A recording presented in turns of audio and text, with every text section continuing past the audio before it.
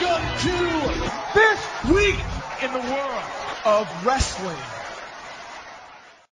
Welcome to TWitWoW, the best wrestling podcast made for wrestling fans, by wrestling fans, on the web today. I'm John, that's my cohort and commentary, Ashton, and this is our Monday Night Raw review.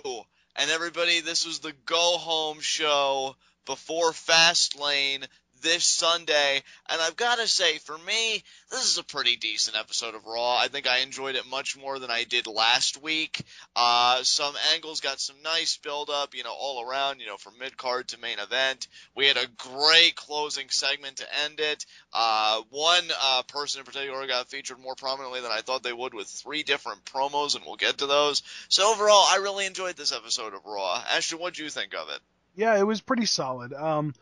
I do think, though, that this Raw is a pretty ideal example of why the WWE never should have went to 3 hours, because if you cut an hour of crap off of this show, excuse me, it was an amazing show. Right, yeah, I completely agree. I feel like when you have the 3 hours, and you and I have talked about this at length, I feel like it begins to wear on the audience. It certainly probably begins to wear on all the personnel, and they do a great job of not, showing it most times, I'm sure, so I commend them for that. But I think ultimately, you can't go 3 straight hours of just, oh my god, this is so amazing kind of programming, so it's bound to happen. But with that said, unless you have anything else you want to say, let's get right into our first segment, Heat of the Night. And, if I had one nitpick, because I don't have any heats of the night, nothing really irked me that bad, but if I had one nitpick, it's that John Cena seemed to me tonight in his thing with Rusev to cut the pretty standard promo that we've come to expect him to cut about how I love just interacting, whether it's cheers, whether it's boos, and I'm going to show up to fight, and just all that stuff. And, it gets old, and it's hackneyed, and it's whatever. But, you know what? I feel like for this program, and we'll get more into that segment later, but it was harmless. But that's only a nitpick that I wanted to share. What about you, Ashton? No, I don't have any major heats of the night tonight, any nitpicks or anything like that. I would say, like I said a couple seconds ago, I think that my biggest problem with tonight was that it just felt like it dragged on for too long. Although I will say, by the end, I was still able to get invested in the final segment, and I still got into that, and that was still cool. So maybe, I don't know, there was just some stuff in the middle that I was either rolling my eyes at or sighing at or tuning out of or that kind of thing. Yeah, I totally get where you're coming from there, bro. So with that said, let us get right into our Monday Night Raw review, and we are in Orlando, Florida tonight, the Amway Center, as John Cena opens up the show. And it's pretty terrifying when I find John Cena opening up a show to be refreshing, considering the frequency in which the Authority opens up the program. Yeah, that is pretty horrifying. Yeah, I know, right? Like shit a brick levels. So he comes out to a mixed reaction. And, Cena hypes up the crowd for Fastlane because, he's always talking about that energy in the crowd. We go back to what Rusev did last week and the scuffle that him and Cena found themselves in. Cena declares that he will defeat Rusev at Fastlane. He says you have to take the fight to someone like Rusev. Of course, he glosses over, or he just goes over, I love when you cheer, I love when you boo, the nitpick I just had a few moments ago. Because it's all about fans having fun. Yeah, we get it. And he asked people that he's going to change for a long time. Cena says no matter who the opponent was, he's always believed he could win how he wanted as long as he could smile after the match. Then along came Rusev. Cena talks about how there will be no smiles or high fives at Fastlane. Cena says he'll make history by being the first WWE superstar to defeat Rusev. Cena says he's fighting for respect, but more importantly, he's fighting to win the United States Championship. I will give Cena credit. I like that. I like that he actually covets the United States title. That makes it seem immensely important, considering that Cena, for the last several years of his career, he's been so preoccupied with the main event scene and the world title. So I did like that little touch. I have to give him credit where credit's due. Yeah. But then Rusev's music hits, and out comes Lana, and while I'm doling out credit, Ashton, she does something here, because she starts to call out Cena for being typical, always giving the speech about rising above everything and this and that. And that he, doesn't get it. His problem is that he's not a stupid American. It's not that. But then she gets interrupted. And where I'm about to give credit is, rather than saying shut up at the crowd, she let it pass. She may have said, like, shut up to Rusev, like, just being irritated by it. But on the mic, she didn't incorporate that in her promo. So I think she's getting better about not being so repetitive. So I like that. And then she continues and says, you live in a delusional world, Cena, where your cup is half full. And she says her and Rusev, they live in reality where he is the greatest U.S. champion and is superior to any other WWE superstar, including the man that never gives up. She says this time there will be no coming back for you, John. And then Rusev takes the mic and the USA chants get louder. Rusev says he will destroy Cena and everything he stands for. Rusev says Cena's will to live will be crushed. Yeah, I think he said his mind, his spirit, and your little will to live. I kind of chuckled a little bit.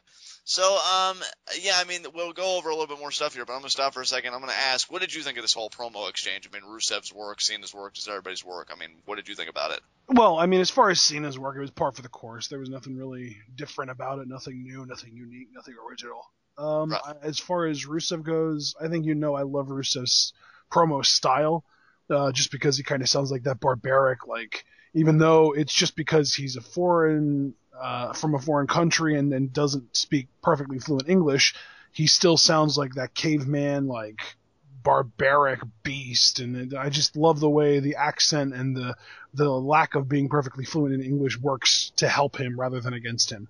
Absolutely. Completely agree with everything you That just said. said, though, I do want to back up a little bit. I completely forgot about this. Are we still going to review SmackDown at all? I didn't really see any need to go over it, to be honest. Unless you wanted to talk about something that was on your mind from SmackDown. Well, I just feel like the Gauntlet match was sort of an underrated match of the year contender. Ooh, interesting endorsement there. I mean, yeah, we could take a little detour very quickly. I mean, honestly, that's the only notable thing that happened was the Gauntlet match. Right. I enjoyed the Gauntlet match personally. I had a lot of fun with it. I thought it was a great storytelling device between Bryan and Reigns. Considering their competitive nature, like, hey, can you top this, or anything you could do, I could do better, kind of thing. Yeah. And I will say, like, I'm not saying this in a way that, like, I had a problem with it, but it was very interesting, the dynamic they had, because as the match progressed, it seemed like Bryan was becoming a lot douchier and a lot more heelish, and Reigns was the more kind of, putting everything in perspective, kind of reasonable, like, kind of guy. And so it almost made it seem like, they're trying to make Roman the babyface in this whole thing. So but that on that same note, though, he was only being a babyface when the Usos were the opponents. That's true. That is true. When his family was involved, that's the only time that really came out. And that's the only time I think really that Bryan became really aggressive and really vicious. So yeah, I like the dynamic there. That was very well done. Some teams they just went through very quickly, so no need to even mention. I mean, they plowed through Slater, Gator, Los Matadores, those guys. I mean, Kane and Big Show to finish. It was interesting back and forth, but I mean, there was an irony going on, because it was Team Authority, being, Kane and Big Show, that were having the communication breakdown while Bryan and Reigns were still chugging away and trying to make things work. So, that was a nice touch as well. Yeah, I think that if the year ended now, my underrated match of the year would go to that. Very interesting, very interesting. I certainly would have no contentions about that. So, because I thought it was a very enjoyable match. And you don't get something like Tag Team Turmoil very often, so I credit SmackDown for having something like that, because it kind of sets it apart from Raw. And that's kind of what I've been waiting for from SmackDown, is to have matches or segments, and really overall an identity, but hopefully that comes later, that sets it apart from Raw like it used to. So we'll see if we get there. But this Tag Team Turmoil was a nice start, if that is going to be the case in the future. Yeah, and before we go back to Raw, I do want to say, while you were talking about the opener, I thought of a Heat of the Night. Oh, okay. All right, let's have at it. The excessive use of zooms by the camera when somebody is punching or kicking an opponent. Look at this guy. Look at this guy. Like, I don't even notice that stuff, and he's so incisive. Interesting. I think that the worst sort of offense was, I want to say, oh man, who was it? I think it might have been when Darren Young was getting beat up by the Ascension. Right. They were kicking him in the corner. It was Connor doing the yaw kicks. Right. And every time Connor kicked him, the camera would zoom in and out and in and out. And it was straight up like sick, just seasick inducing. It was just horrible. And I feel like it happened earlier on in the night with punches too. I don't remember exactly what match, but just lay off the zoom, Kevin Dunn, would ya? You know, this may be the first time that we've had like a Heat of the Night revolve around the more technical aspects, the more production aspects of the program, which is. I think I've had this exact same Heat of the Night before, but it was for Cesaro's swing instead. Okay, because I know the only time I've ever personally had a problem with the more technical side is when like you'd see offense, but the camera would pan away from it to something completely random and pointless, and I'd be why didn't you mean like last week? When I think it was Roman Reigns, Superman punching somebody. Yeah, it was his apron drop kick that the camera moved away from. Yeah. So good pickup by you. And like I said, you know, I meant that as a compliment because like I don't even pay attention to that kind of stuff. But it's good to see that some people are very observant by that. So good stuff. But now, just to kind of wrap this segment up, you know, John Cena was trying to kill Rusev. Yeah, he tells Rusev that you've never had your ass kicked. And then Cena warns Rusev not to make one more move. He's coming to kick Rusev's ass, even though Rusev was staying, you know, respectively on the stage. Respectfully, yeah. Yeah, exactly. And Cena ends up charging him after Lana and Rusev make the "you can't see me" gesture. So I guess for Cena, that was enough to feel provoked. Whatever. What a doucher. I know, right? He charges out of the ring and brawls with Rusev at the top of the ramp. So actually, it had a real feel like their segment last week. Almost, you know, like hold for hold. Except the difference being Cena does get the upper hand. And when the referees try and step in, Cena's like, no, stay back. I'm not done. So, of course, because Cena has seniority, that's totally okay. He can just continue beating the crap out of this innocent I know, that's my thing. Like, okay, so Cena gets to beat the crap out of anyone he wants, and as long as he just tells the refs to back up, they're not going to try and stop him. Like, what? Like, Rusev was knocked out from him throwing him into the panel there, and he kept pounding on Rusev's head. I was like, this doesn't even feel PG anymore. This feels like something that they would show in some kind of a smut film. I mean, you know, to me, it shows that the xenophobia I said isn't smut. I meant snuff. My bad. Yeah, don't worry, because it was that bad, because it shows me that the xenophobia isn't just present in the crowd, but clearly in the WWE personnel, because when Rusev was going to lock Cena in the Alcalade a week prior, the referees just had to get in there and stop that injustice. But Cena, he could just beat the crap out of a man and potentially give him a concussion, and that's totally okay. But, and here's the funny thing, right, because I always find the perspective that we have, Ashton. Not to say that it's right or it's wrong, but I always think it's unique in its own way from what you'll hear from most wrestling commentators. And while most people, from where I was watching Raw, were saying, oh, this is crap, oh, Cena has ruined Rusev, this and that, I want people to take note of something, because when Cena was doing his malicious beatdown, because he's a piece of crap, he, you know, was doing these mount punches on Rusev, and the crowd was counting along. You combine that with the boos that Rusev and Lana received while they were doing their promo half of the segment, Rusev has done the impossible. Every time WWE tries to pair Cena with a heel that they think is like the top heel at the moment, or this real mega heel in general, to try and get him that babyface sympathy, this crowd was totally into Cena's offense tonight. And I think it just shows you how great of a heel Rusev really is. Like, we've always talked about it, but I think when he's able to do what he's been able to do for a guy like Cena, it really crystallizes that, holy crap, this guy just might be the man right now in terms of heels. Awesome stuff.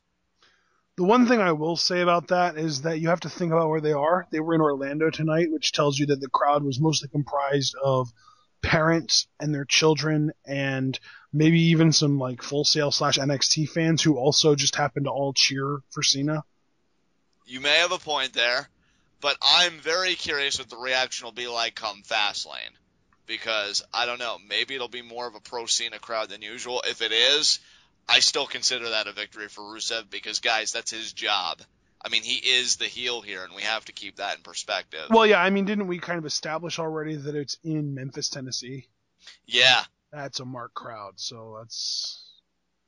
I mean, they cheer for Jerry Lawler, dude.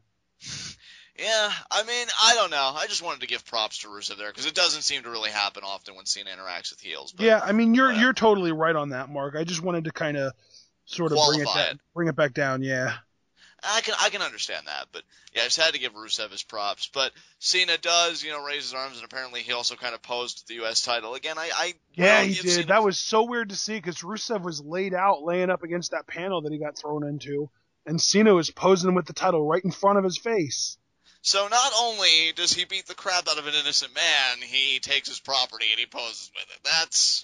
Keep it classy, Cena. Well, it's not like he stole it. He gave it back. Well, yeah, for now. But that was He's going to take it from him legally at WrestleMania, though. But that was the end of that segment. I enjoyed it. I thought it was a fun opener, especially when Rusev again got involved and they all did their stuff. So